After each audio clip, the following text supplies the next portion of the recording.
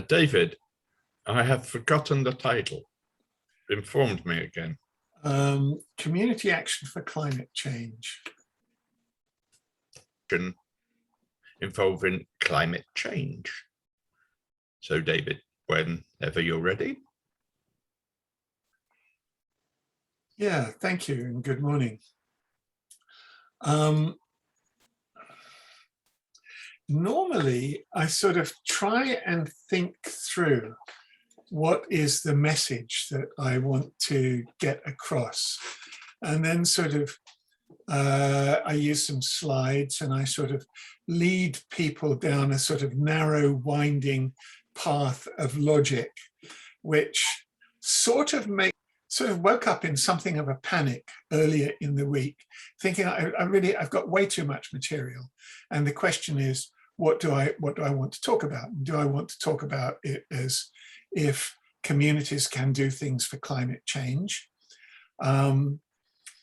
and somehow or other we're going to succeed majestically?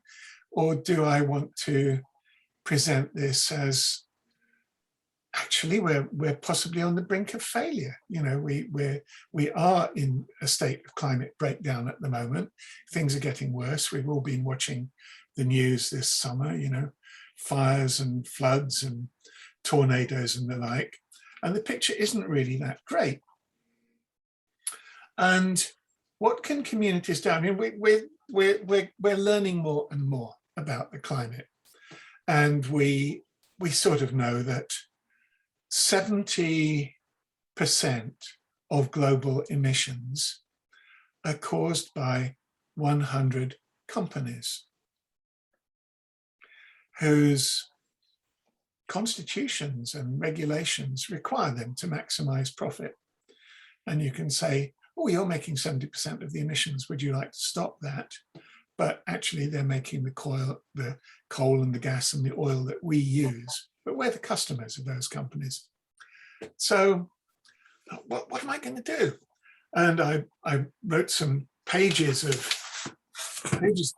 pages of notes, sort of diagrams of COP21 and this, that, and the other. And then I thought, well, I'm not sure about that. So I started making these little index cards. Will we have an Einstein-Occam moment? Do we care about climate change? What can we do? Is it enough? What's the single biggest thing we can do? And Alok Sharma, COP26, and it's not all of these, but there's quite a lot of them. And and I could lay them out and try and get through them in some kind of logical order instead of dropping them on the floor. And then I thought, well, I had this inspiration to just kind of run this as a question and answer session, to actually run it as a discussion group, that we have a discussion and see where we get to. And I've got some ideas that I might jump in and interject with. But the point of saying community action for climate change is, at the top level, we've got governments and corporations in the world. And at the bottom level, there's little old you and me. There's individuals. And somewhere in between, we've got our cities and our communities. And I was going to look at that. Right. So, you know, what can we do as a single person? And the answer is, well, I probably don't know enough. You know, I need somebody to help me. I need a buddy. And there's actually the cue for a book.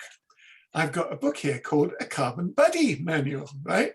And it's put together by a lovely guy, Colin Hastings, who thought, you know, what can we as individuals do? You know, and what if we had a buddy who we could work on this with? Great idea. So there's all sorts of people coming out with ideas at all sorts of level. But when we meet in groups, we're a little community. And so, and, you know, or you know, members of society. And Margaret Thatcher said there's no such thing as society, but we don't feel that. We feel that we're members of community. We want to be members of communities. And it's interesting to reflect on what can communities do together. And so one of the things that I wanted to mention, we've got a plan at the city level. We've got a plan at the citizen level. We've had a citizens' assembly for Bristol. And there is actually a group with some money to spend called the Community Climate Action Project. And it's 4 communities in Bristol, Lockleys and Lawrence Weston and Hearts of BS13 and the East Side Partnership. They've got some lottery money organised by some people helping them. It's a Green Capital Partnership, the Centre for Sustainable Energy, and with 2 virtual communities, one of which is Bristol Disability Equality Forum, representing people with special needs, and another is Ashley Community Housing, especially representing refugees. They are a housing association that houses refugees, and they specialize in helping them get into society, helping them train and get work and so on. And there's the thought that we will all become, or many of us will become, climate refugees in the next decade as climate change gets more and more challenging. And then on Monday morning, there was some news, right? And the news is always inclined to throw you off a little bit. And I'm going to see if I can. Where are we?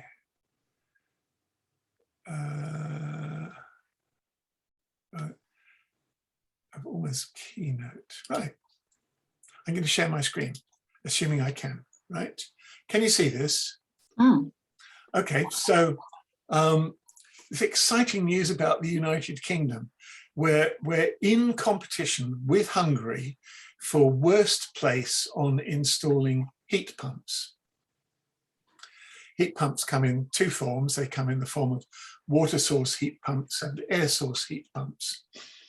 An air source heat pump looks like a sort of air conditioner.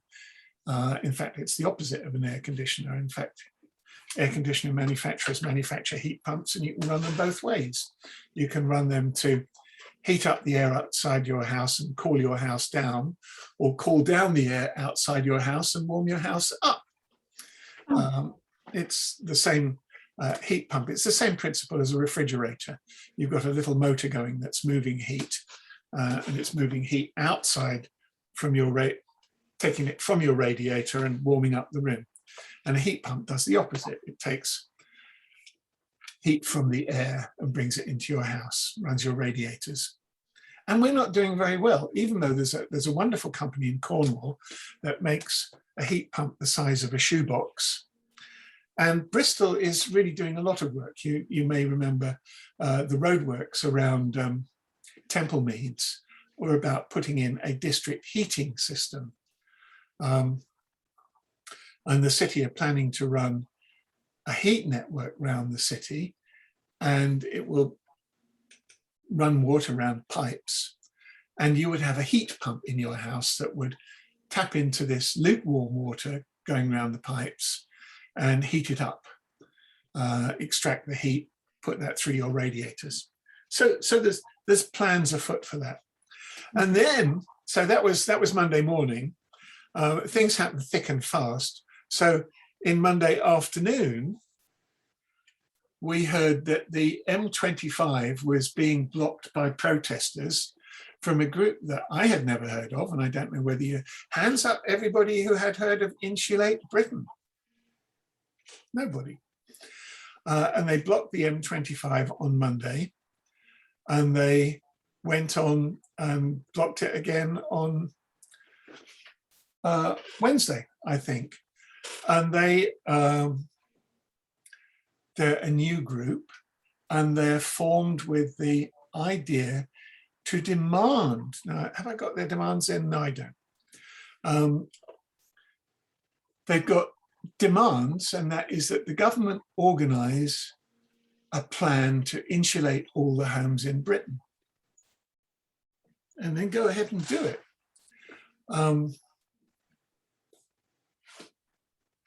You think, well, that sounds like a bit of uphill work. And I'm going to share the other thing. I want to show you a slideshow, because this is kind of funny, because at the moment I have been helping the warden of Bristol Central meeting to insulate a home that he and his wife have bought for their retirement and to rent out meanwhile. So I've got I'm doing action research, it could be called, but I'm doing real work trying to figure out what it means to insulate a home, to retrofit a home, right? You think, where would you start? What are you going to do? So Charles said that he was doing this and he needed some help, and I sort of said, okay, how about me? I'd be really happy to do that. And if this will work, I'm looking for where I have got my photos. Got to have my photos somewhere. Safari. Got lots of Safari windows open, that doesn't help. At the top of them, I've got keynotes. This has happened to me before, where you think you're going to be, and I tried this earlier to make sure it would work. So I absolutely know that on a good day, it can work. Oh, photos, there we are. Okay, so here we have Charles. This is opening the door on a house, and you're looking through to a kitchen and a conservatory, but there's something slightly wrong, because there's a wheelbarrow in the conservatory. And what's a wheelbarrow doing in a conservatory? You can just see. And if you go into the lounge, you'll see that the lounge has got pieces of wood being stuck up and silver foily stuff being put on the walls, and you can see a roll of it. And that's insulation. It's reflective insulation with foam in it. And if you look through the window, you can see a scaffold. So this is not and a workmate and things like that. This is not an ordinary house. This is a work site, right?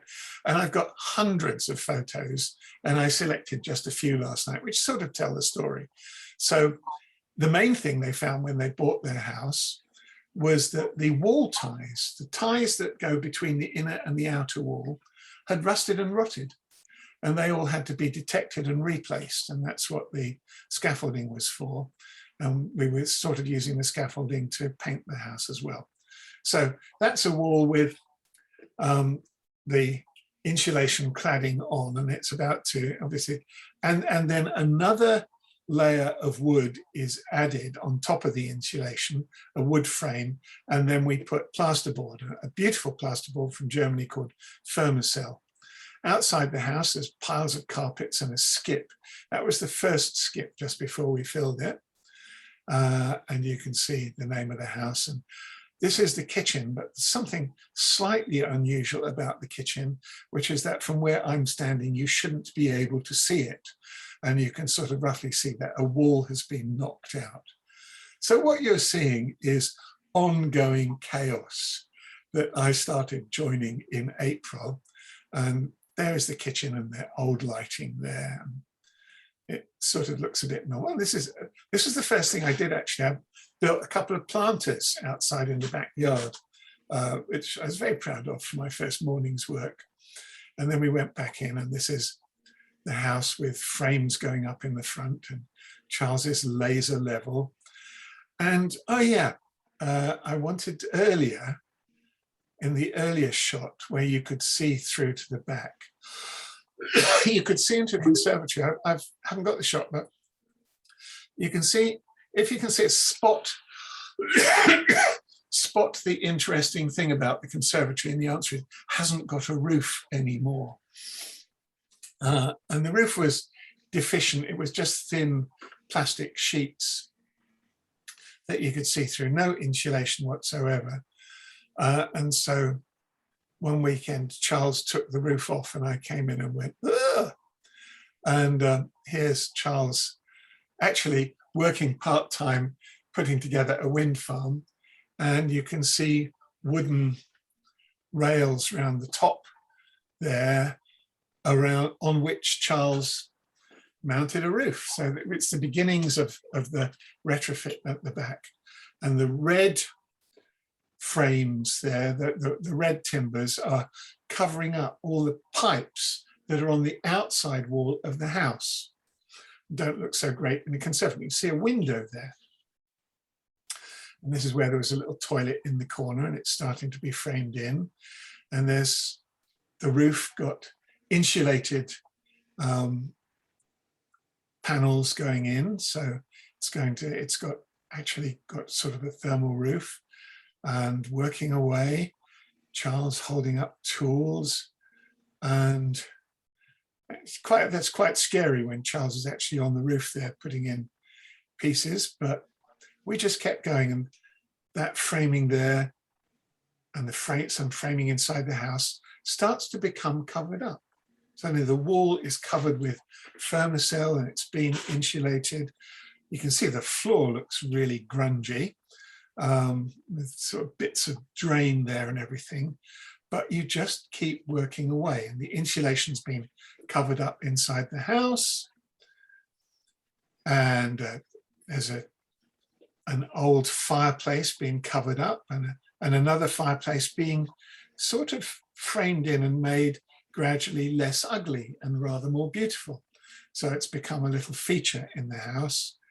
And we discovered that the porch was sagging at one end, and by the time we got going, we'd stripped the roof off the porch and were reinforcing the timbers and throwing the whole of the old roof in the skip, buying new tiles from a tile recycling center, covering the roof with waterproofing, putting some timbers on, starting to lay tiles. And there's Charles and Faustina walking out of the house, smiling as if they hadn't got a care in the world. But we're really only halfway through the retrofit here, folks, and there's still plenty to do. And what you're seeing there, the skip's moved. That's the second skip, and that's full. And there's the almost finished porch, but you see it hasn't got any gutters and it's not quite finished, but I'll see it again later. And this has been going on for months. I started working on this in April, and I've been doing 2 or 3 days a week with Charles. And when I started, I'd been in hospital in January, and I'd had some lung problems. And I'd realized I'd sort of gone to seed over the years. I walk every day. I don't do anything for my upper body. By Gadfrey, I've been working my upper body since. I've done, and now you can see, looking out into the garden, and looking out into it's a beautiful garden. Here's back to the front where it's looking as though you can see it needed a paint, and then it looks much nicer with the paint on, and still not got a gutter though. And out in the back, the conservatory it's got a nice roof, but it's still looking a bit grungy. But once you start to paint it, it starts to look lovely. So we're not just insulating the house, we're giving it a really good go. Oh, look, there's gutters there. So it's got a gutter on the conservatory, and every day, but still just a bare floor.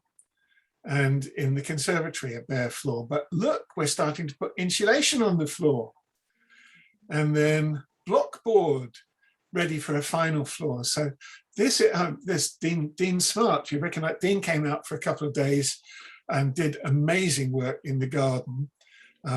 Took a pile of bricks and made a little wall to hedge off the area where all the pieces that Charles has been taking off the hedge go. And there's Dean and Faustina working in the garden, and us, and the conservatory has become a tool store. And here's the kitchen. And if you look down the kitchen, and the floor is horrible. But no, this is the floor going in the house. And we should have another one. And this is what it's like at the end of the day. And I've been working 40 days on this then. And instead of being completely knackered at the end of the day, I was actually keen to carry on at the end of that day. And Charles was saying, I'm tired out. And I'm thinking, wow, I've got to the point where I've got as much stamina as Charles. That's really good, given that I was in hospital early in the year. And here's Charles pointing at the kitchen floor, and you can see, notice we're looking out towards the conservatory, and on the left is a radiator, and Charles wants to put all the new kitchen units down this side. By the way, the old kitchen's gone. That got knocked out and put into a skip. The radiator's on the left. Now there's another shot from the other end, and the radiator is still on the left. And what we've done is, Charles has put down the floor and he's moved, the pipes go under the insulation and the floorboards to the other side of the room. He's very, very ingeniously moved the radiator over to the side where it's not going to matter. And if you look up to the top right, you can see there's an old gas meter and so on. And there's a horrible old sort of box store there and all these old stuff. And we're gradually boxing everything in, making and putting plaster on the little walls, and this, putting a light in there. And this is now just about to get painted and the box put around it. And that's going to be, it goes on and on. Actually, we're close to the end. So here's Charles, and look, there's lead flashing over the top of the tiles at the front, and lights, there's outside lights there. And Charles is smiling, but he's on the phone to somebody saying, we're 80% done. There's only another 90% to do. And the skip's gone. And now, and this is yesterday. This is yesterday. There's a wall that looks really grungy that needs to be stripped before it's painted. They're starting to strip it. There's a stripped wall ready to paint. And that's the last of those pictures. So I'm going to stop sharing and come back. So this is what Retrofit Britain wants us to do to every home in Britain. And I spent 40 days on that, and Charles has spent probably 60 or 80 days. So if you retrofit a home and you do a really good job on it, I'll tell you one thing, there's going to be nobody unemployed in the United Kingdom or in Bulgaria, Romania, or Afghanistan either, because everybody's going to be over here retrofitting homes. But I mean, there's a sort of bad news. If you retrofitted all the homes, domestic energy is heating is actually, it's the biggest portion. It's about 10 to 15%, say, of our energy use. And if you retrofit our homes quick and dirty way, which still costs a lot of money, 15 to 20,000 pounds, then you can save half of the energy. If you refit it the Dutch Energiesprong way, you can save 90% of domestic insulation emissions. Their houses are fantastic when they're insulated, but it costs 40 to 60,000 pounds a house. So I have spoken for half the time, and I haven't really talked about community. But that is a little community. That's me and Charles working together. And if we organized our streets so that people, and you're going to have to do it by street, you need to have a house in your street that hasn't got anybody in, that's been retrofitted, which is where people go for a holiday when their house is being retrofitted. You can't live in your house when it's being retrofitted. You wouldn't want to. So this is what we've got to organize over the next 10 years if we're going to insulate our houses. So what do you think? What do you think? Does this make sense? Are Retrofit Britain right? Are we going to do this? Could we organize to do it? Would the government cough up to do it? If we did pay 20 billion, 20,000 per house, or the government paid it. Obviously individuals can't, so it needs government funding. But as we know from COVID, as soon as COVID's over, how are we going to pay for it? Well, we're going to reduce benefits and we're going to increase the taxes for ordinary people. Let's not worry about taxing the super rich and all the people with offshore. Let's have the ordinary people repay the cost of COVID. So we would have to do this for our housing. Does that make sense? We saw that, David, in when, if you remember, the world financial crisis. You know, who paid for that? It wasn't the bankers who had been using the banks as their own kind of personal account. Who'd stolen all the money. Yeah. And then the Conservative blamed the Labour Party for actually doing that, you know, and did not blame any of their friends in the banking industry. Yeah. And if we are going to do the same thing with retrofitting houses and that type of thing, it will come from the grassroots up. It will not come from down, because, you know, they don't really, the government doesn't really care that much, I fear. Yeah.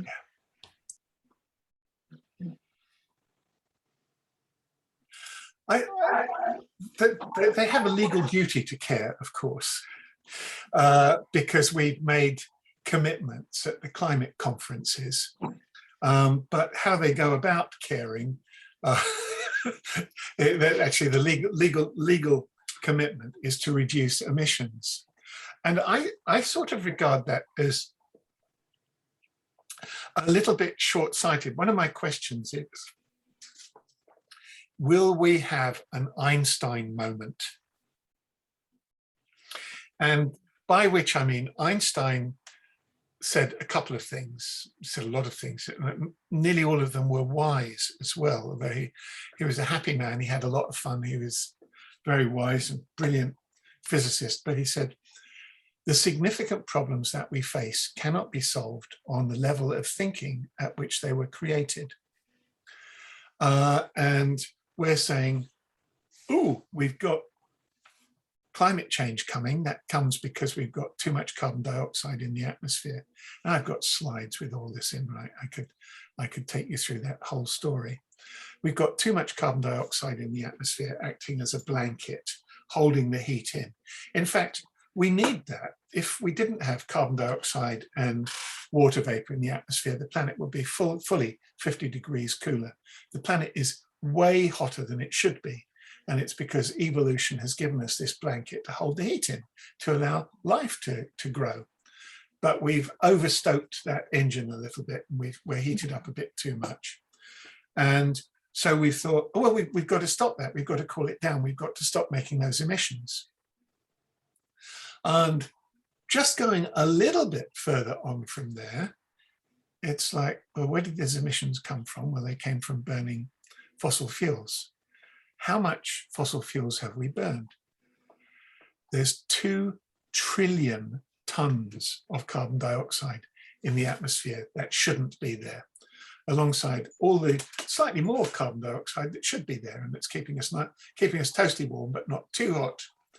And that 2 trillion tons is, you know, imagine super tanker after super tanker of oil that's been burned in our petrol engines and pumped out the exhaust pipe, tons of coal that's gone up from our homes and from our early steam trains.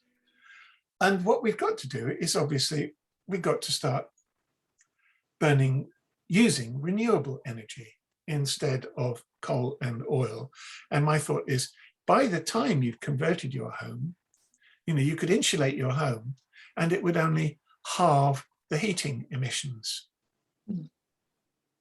But if at the same time we were gradually converting ourselves to solar energy and wind energy, then there wouldn't be coal-fired power stations burning to make the heat to keep us warm. And we wouldn't be burning gas, methane in our gas boilers to keep our houses warm. We'd perhaps be burning hydrogen, or we'd perhaps be using heat pumps. And once you've got 100% renewable energy, you haven't got any emissions. So funnily enough, all the work you've done to reduce emissions is like, I'm not reducing emissions anymore because I'm not buying a fuel that's got emissions in it to create it. So my question to the lovely people at Insulate Britain is, which is going to cost less, switching to 100% renewable energy or insulating all our homes. So what would be more efficient? Has anybody done the numbers of retrofitting versus renewables? And could we be putting solar on our roofs?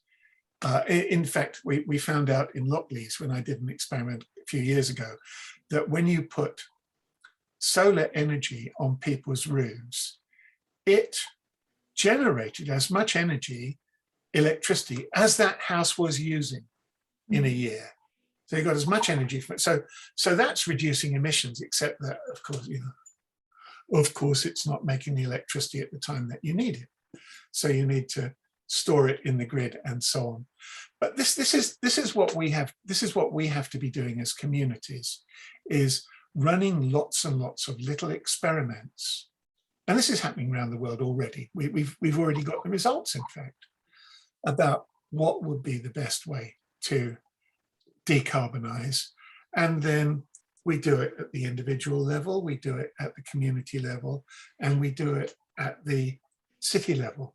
But when we do it at the community level, we think of doing it at the community level, then we can think of working together, creating jobs in the community, building more coherent communities because we're working together to help each other. Does it make sense? And another quote from Einstein was, everything should be as simple as possible, but no simpler. So we should be looking for the simplest way of doing things and not the most complicated. And one of the reasons that we don't look for the simplest way of doing things is actually vested interests putting blockages in the way. There was a lovely program just recently, which quite a few people heard, called in the series Positive Thinking, a radio program. And they interviewed a project called Repowering London that's run 3 solar experiments in London, putting solar on blocks of flats and so on. And it sounded great. And they were wanting to share the energy between the people and everything. And they had the chief executive of Octopus Energy there. And he said, well, there's a problem. And the problem is, I could actually buy your solar energy off you at 5p a unit, which would be quite a good price, because solar energy is quite cheap now. And you pay about 15p a unit for electricity, so I could buy it off you for 5p a unit. But by the time I sell it to your neighbour, I've got to charge 15 or 20p. Why? If it's only just going next door. And the answer is standardized electricity network charges and other charges that are put in to repay the cost of the feed-in tariffs and other environmental charges and levies and so on. So by the time you put electricity, we could put a power station on our roofs, and sell it to ourselves, but we would have to use the network to distribute it, and that would put the costs up to the point where it's sort of, the economics don't stack up. That's what we were trying to do in Lockleys, and we had Bristol Energy Company working with us, and then they collapsed during the COVID time and they were sold off by the council. So we lost a business partner. So this is what happens. You run an experiment and you fall flat on your face. And then you get up and you do another one. I'm working with a filmmaker in London who wants to do exactly the same street. And they're talking about putting a private wire network in to avoid using the grid. Subversive. I mean, that's how they do electricity in Bangladesh. You can buy a little box for $20 called a Sol Share unit. And it's got a coin slot in it. And it's got connections. And you can connect it to solar panels. You can connect it to batteries. You can connect it to your power sockets. And you can connect it to your neighbor's house. And what you've just created is a network where anybody can be generating, anybody can be buying, and anybody can be storing. And the little unit, and it's, right? Brilliant, brilliant. And they got millions of people are on this network already in Bangladesh, and it'd be illegal for us to do that here. And you think, well, you know, don't know about that. I don't know what that wire's doing running from my house to the next. And I assure you, I don't know how that little pink box got there. But I'm sure we wouldn't get away with doing that large scale. But this is what people are doing, putting in microgrids. And you can do this in a new build. If you've got a block of new apartments, then you can own the wires up to the meter.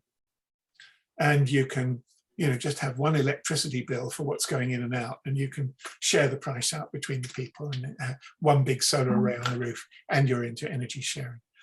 And this is what we're going to be exploring over the next 50, 20, 30 years, who knows? So my other question that I wanted to look at was, oh, COP26 is coming. Everybody's thinking, oh, I've got to be on my best behavior when we meet in Glasgow and talk about what we're going to be doing. And we're sort of wondering whether it's going to be a greenwash for the government or not. You know, they'll say things, but it won't add up to a lot.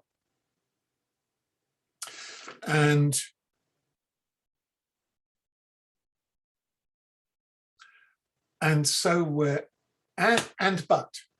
but Bristol declared a climate emergency and said that it was going to try and be carbon neutral by 2030.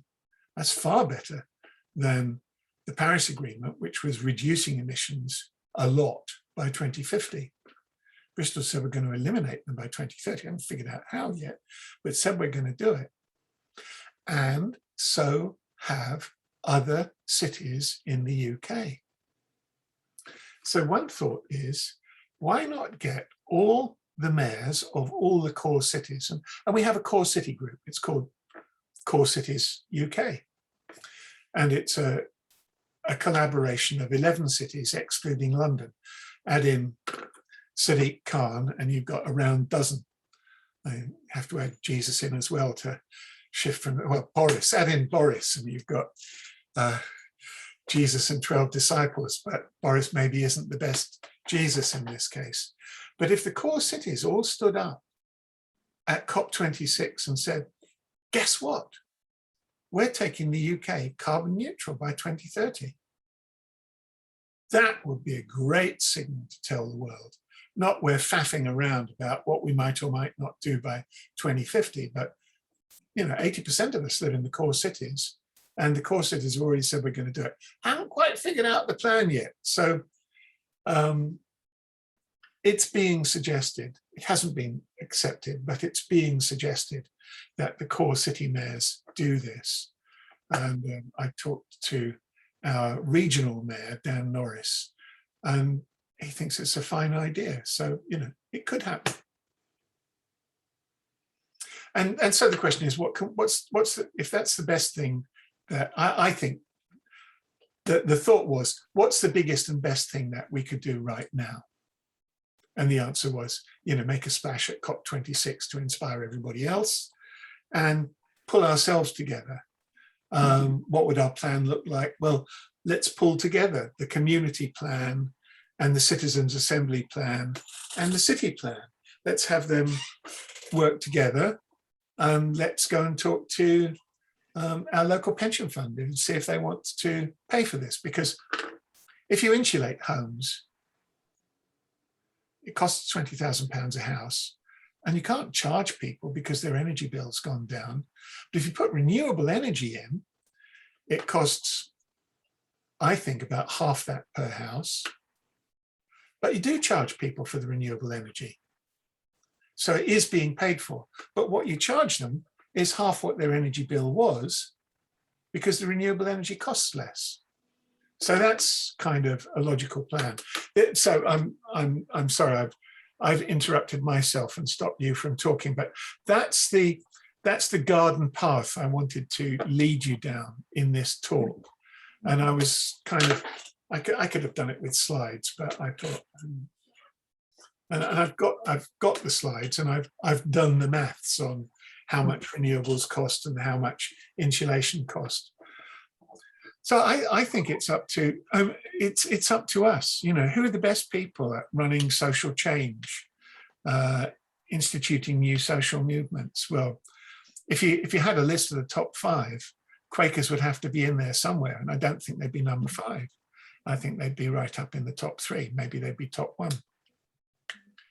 And so I think that's the opportunity is for Quakers to not rethink Quakerism, but re-energize the action side of Quakerism. I mean, Bristol Central's got solar panels and a battery on now, and it's been retrofitted to help refugees or homeless people and so on. So we're actually, you know, we use companies to do it, but we've been engaged in retrofits. We know a bit about that.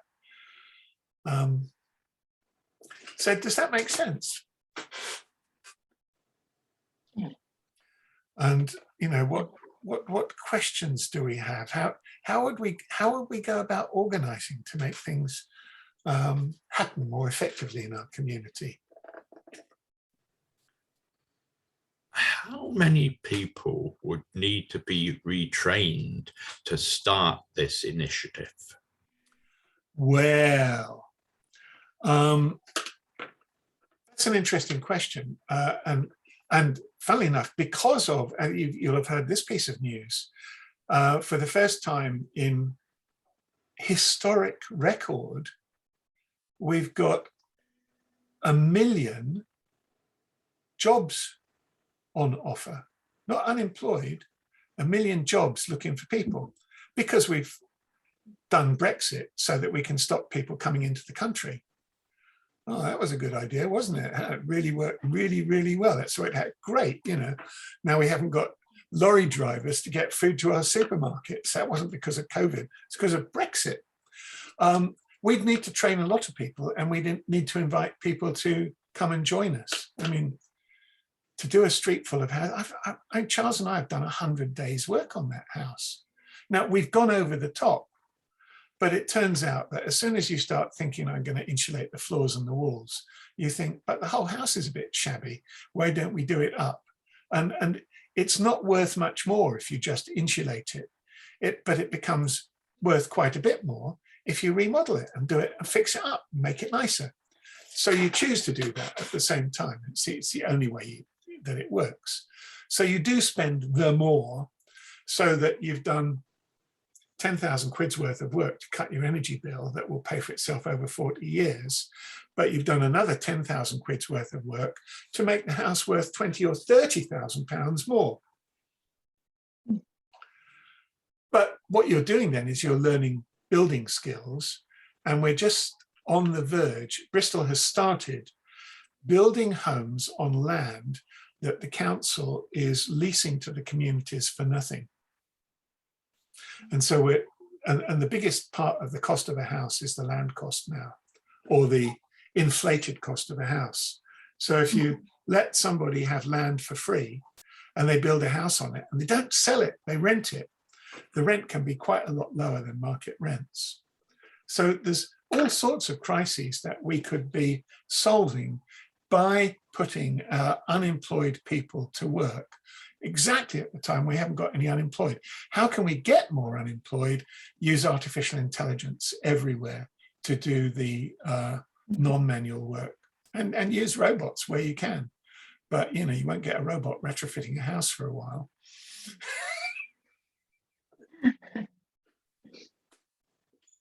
Yeah, I'm trying to think how to put some of this to action as somebody who can't actually walk very well, but is pretty good at talking on the phone.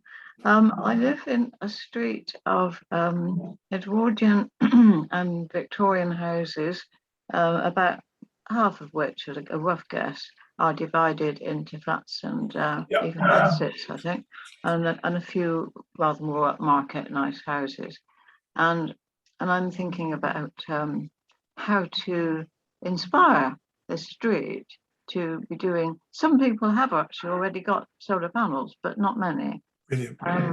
So I'm thinking, how can these people could they be inspired to work as, the Belmont Road street project. And I mean, we already run 2 street parties. We must be able to do something. Great, great. You've got the sense of community. There's you touched on 2 points really that came up in the Citizens' Assembly. And one was that the Citizens' Assembly wanted the council not to do this all to us, but to help communities build resources to do things themselves. And then it wanted one-stop shops in neighborhoods where you could find out all you needed to know, and I would say including find the money, about what you as an individual or you as a street could do. And then it was calling for whole street demonstrators of what you can do to a whole street. So instead of, so you can go to some street and see what they have done. And the beauty of having a whole street demonstrator is you could put in a private wire network in that street. If you put solar on my roof, I don't know who I can get that to, but if I put solar on every roof in the street, we could say, well, it's actually it's one solar array. It's shared between everybody. And you put some inexpensive electronic control gubbins in and some smart thinking. And suddenly you've got a solar array that's shared between everybody. And if you do this on the right scale, you're also talking to the Avon Pension Fund about them investing. At the moment, they're investing, they put their money in BlackRock. Now, BlackRock and Vanguard are the world's 2 biggest investment companies. What do they invest in? They invest in fossil fuels and deforestation, right?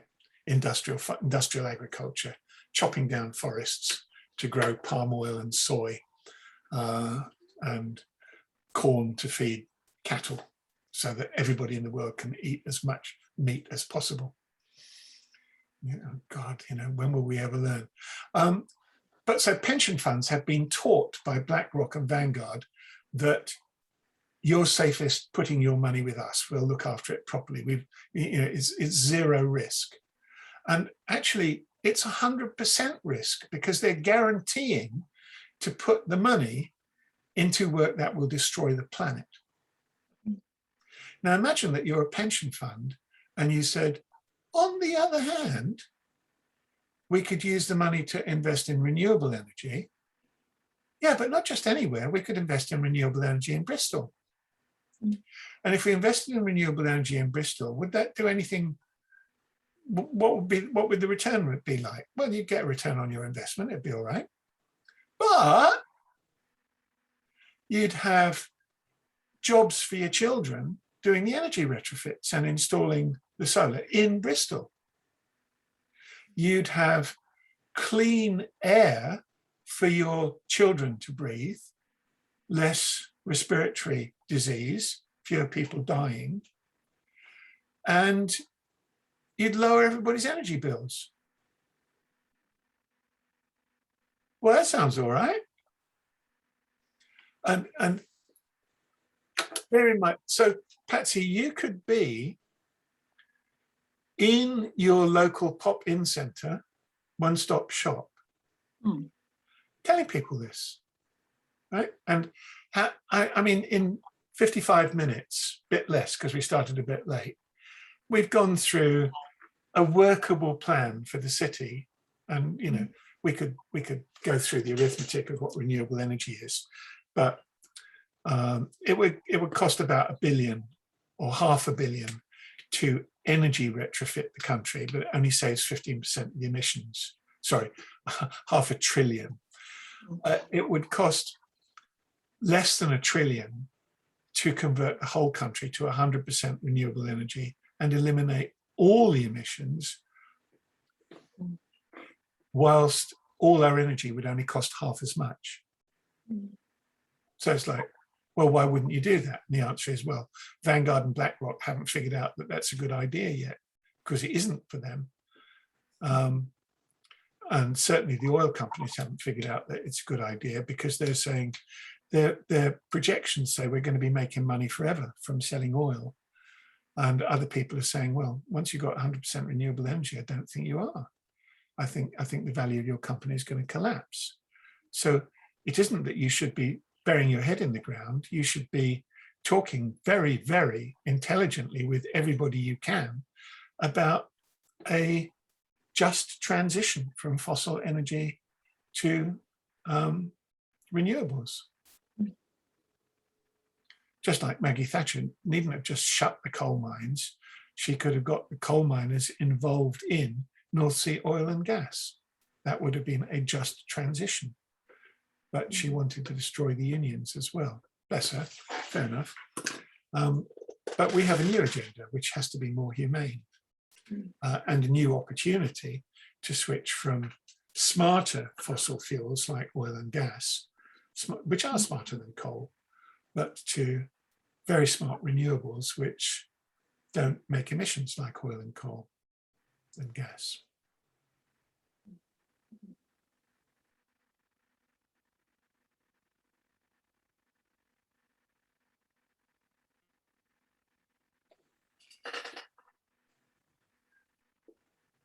And I remember, so a little bit of my history is that I'm, when I was younger, I was a fully paid up nerd.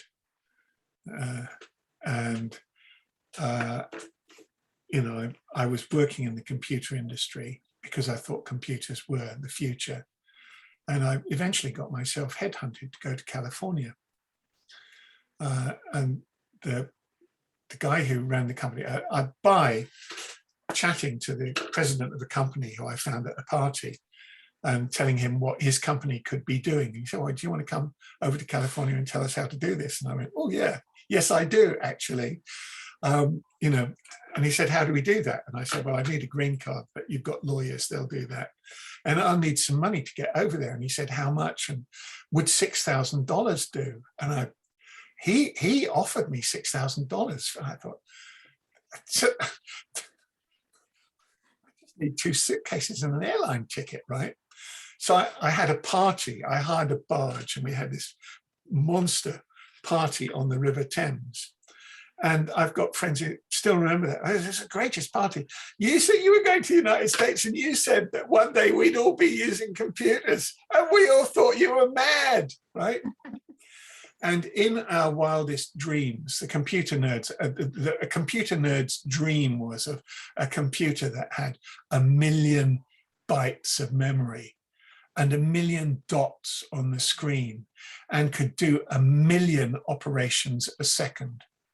Well, this week, Apple launched the iPhone 13, and the top-end iPhone 13 has an option for 1 trillion bytes of memory, 1 million times as much as the wildest dreams of computer nerds before I went to California, right? And it can do several trillion operations a second, right? Including figuring out, so if I'm in the camera shot and there's some people at the other end of the room, then the camera will focus on me because I'm the obvious focus. But if I do this, it will shift the focus to the people at the other end of the room, like they would in a movie. It's called computational photography. Well, the idea of a digital camera didn't exist when I went to America. And now we have artificial intelligence thinking as intelligently as a movie director about how to run the 3 movie cameras in your phone in the best way, right? So all that has happened in a very short lifetime. And the same kind of intelligence can be applied to how we run our energy supply. And we will have, and these things happen very, very quickly. Once Apple launched the iPhone 12 years ago, everybody in the world has smartphones, and we've all got these, and there's been bad effects and good effects. But that's down to us. That's down to us and our consciousness and our intelligence. So actually what we need to be doing is learning how to have really, really deep dialogues with each other that bring out the best in us and in humanity and in artificial intelligence and in our technology. But, if somebody says computers are incredibly wasteful, I think, well, look, this is a supercomputer. My first computer that I used had a building made for it. Building was designed by Sir Basil Spence, who designed Coventry Cathedral. It had crowds of people, it had operators, punch card people and everything. And now I've got a computer with less resource in it than a frying pan, frankly. Frying pan weighs more, and the smart materials in this are now recycled. Apple have got a machine and you put an iPhone in it and it takes it apart and breaks it down to all the useful bits and builds new iPhones out of mostly recycled material. If we do that in everything that we do, we can have a society that isn't wasteful, that's running on renewables, where there's far less people running around and far more street parties, frankly, with far fewer cars cluttering up the streets. People being happier in their families. People looking after each other. So that would be the point. When you put everybody out of work with artificial intelligence, we've time to care for each other again. And we're all a bit grey-haired in this screen. So we need that. We need to be looking after each other. Any questions for David, friends?